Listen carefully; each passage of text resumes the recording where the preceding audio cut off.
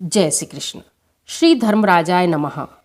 जीवन में सभी सुखों को पाकर अंत में स्वर्ग की कामना करने वाले स्त्री पुरुषों को अपने जीवन काल में एक बार धर्मराज व उनकी धर्म बहन पोपाबाई की कहानी अवश्य सुननी चाहिए। तो आज हम धर्मराज व उनकी बहन पोपाबाई की कहानी सुनने के साथ ही अंत में इस कहानी को सुनने का महात्म व उज्जमन का तरीका भी जानेंगे। धर्मराज के इस मंत्र के साथ हुंकारा भरते हुए आप ध्यानपूर्वक 1 वर्ष तक नियमित इस कहानी को अवश्य सुनें। धर्मराज नमस्तुभ्यम, नमस्ते यमुनाग्रजे, पाहि माम किंकरे सार्धम, सूर्यपुत्र नमस्तुते। धर्मराज नमस्तुभ्यम, चित्रगुप्ताय नमः, पुत्रम देहि, धनम देहि, यशो देहि, सर्वान् मनोरथान। तो एक गुणवती नाम की ब्राह्मणी थी। वह नित्य पूजा पाठ व दान पुण्य किया करती, सभी देवों का पूजन करती, अतिथि सत्कार करती। गांव में उसका बहुत सम्मान था। उसके 4 बेटे, बहुएं व अनेकों पौत्र थे। घर में खूब धन था तथा सभी आपस में मिलजुल कर प्रेम से रहते थे। संक्रांति से ठीक 7 दिन पूर्व ब्राह्मणी की मृत्यु हो गई।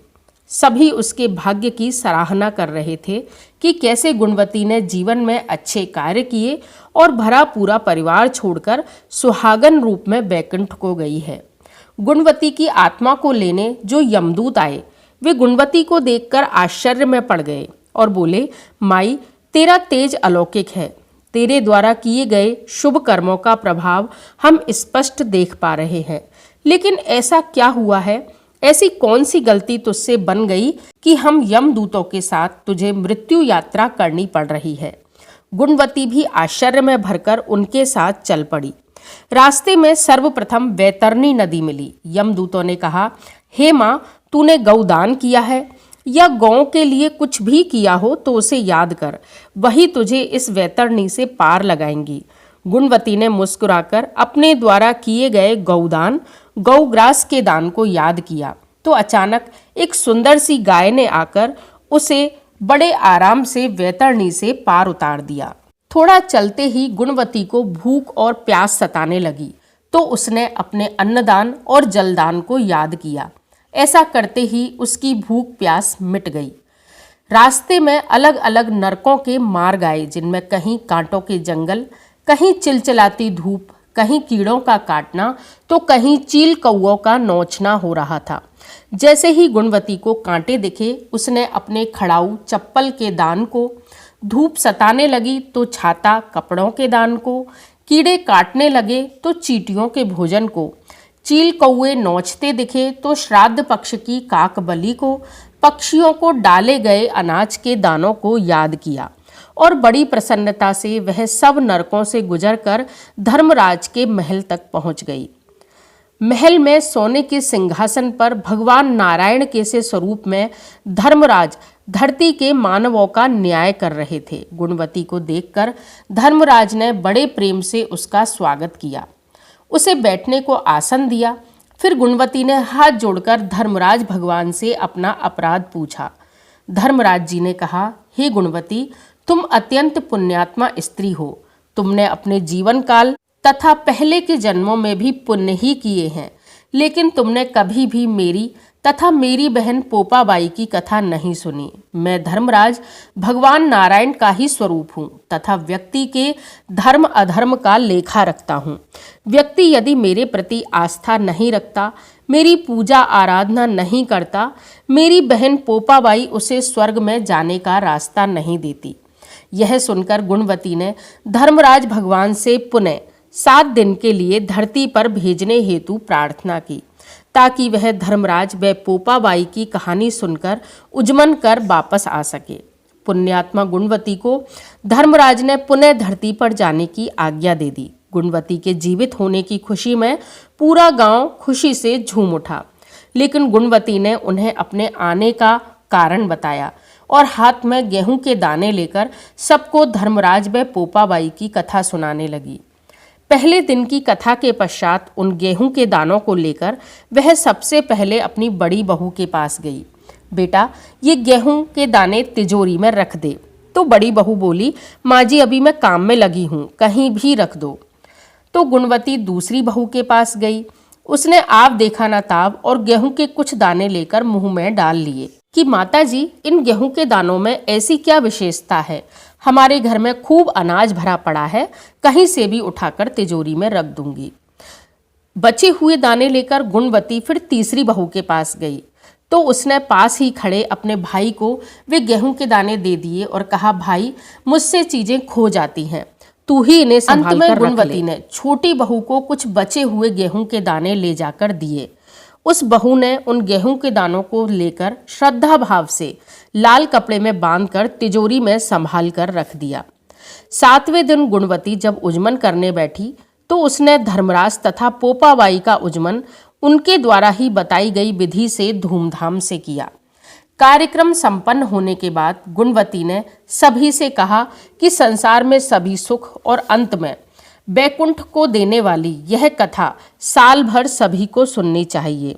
इस कथा को कहने, सुनने, हुंकारा भरने व विधि पूर्वक उद्यापन करने वाला स्वर्ग पाता है।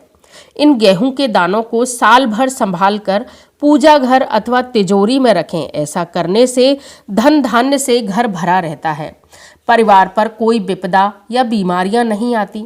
मैंने मेरी बड़ी बहू को ये गेहूं के दाने दिए तो उसने इन गेहूं को दानों को कहीं भी रखने को कहा, तो पिछले 7 दिनों से इसकी संपत्ति का खूब घाटा हुआ। दूसरे पवित्र दानों को मुंह में चबा गई तो 7 दिन से बिस्तर पे लगी पड़ी है। तीसरी ने दाने अपने भाई को दिए तो सब संपदा मायके को चली गई। मेरी सबसे छोटी बहू ने इन दानों को बड़ी श्रद्धा से संभाल कर रखा, तभी से इसके घर में धन की वर्षा हो रही है और चारों ओर से शुभ समाचार आ रहे हैं। ऐसा है धर्मराज की कहानी का प्रताप। अब मैं तुम्हें धर्मराज की धर्म बहन पोपाबाई की कथा सुनाती हूँ। पोपाबाई एक बहुत धार्मिक कन्या थी।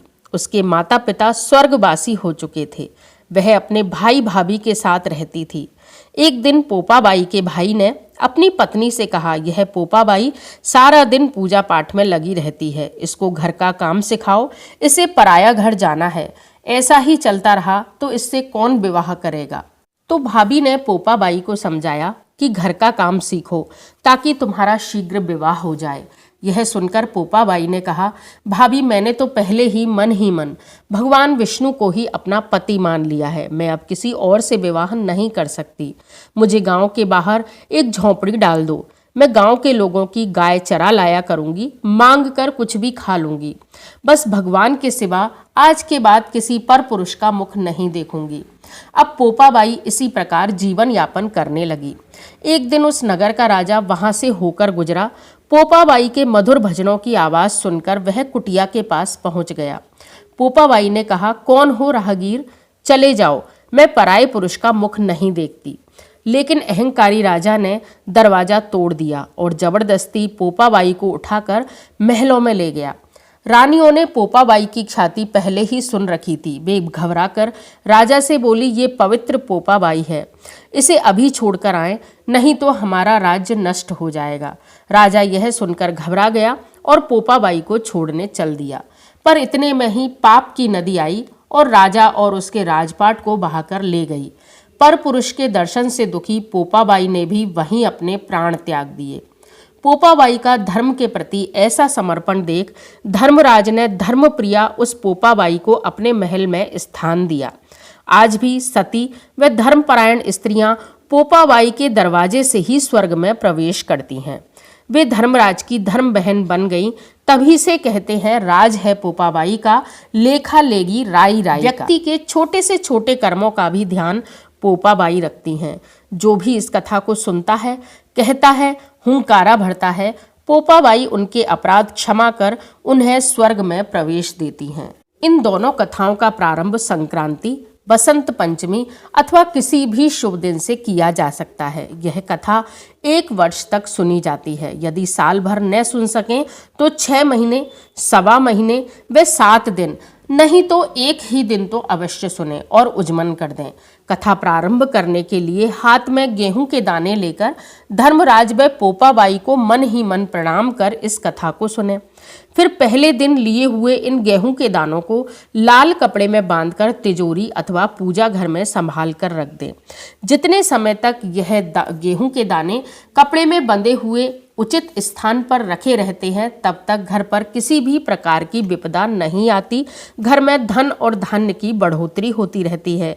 इसीलिए कम से कम साल भर तक इस कथा को सुना जाता है। गेहूं के दानों को घर में रखा जाता है।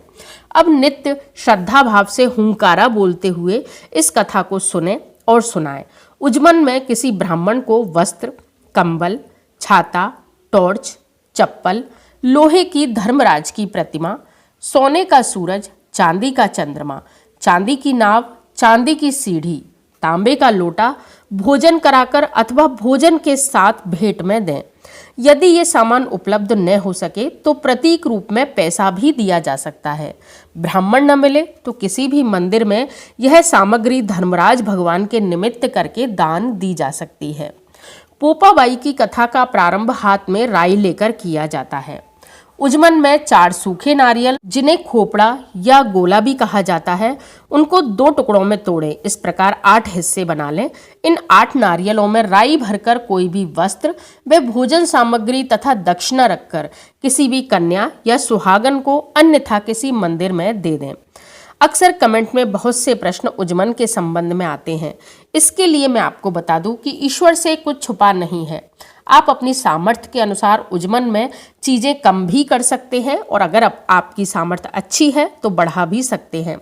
कथा का फल आपको पूरा ही प्राप्त होगा। ईश्वर भाव देखता है। यदि अधिक है तो खूब दान करें, नहीं है तो श्रद्धा से कथा सुने। बोलिए धर्मराज की जय, पोपाबाई की जय। इस प्रकार इस कथा को कहकर गुणवती सूर्य उत्तरायण होते ही बैकुंठ को गई। कहते को सुनते को, हुंकारा भरते को इस कथा को सुनने का पुण्य लाभ प्राप्त हो। धन्यवाद। जय श्री कृष्ण।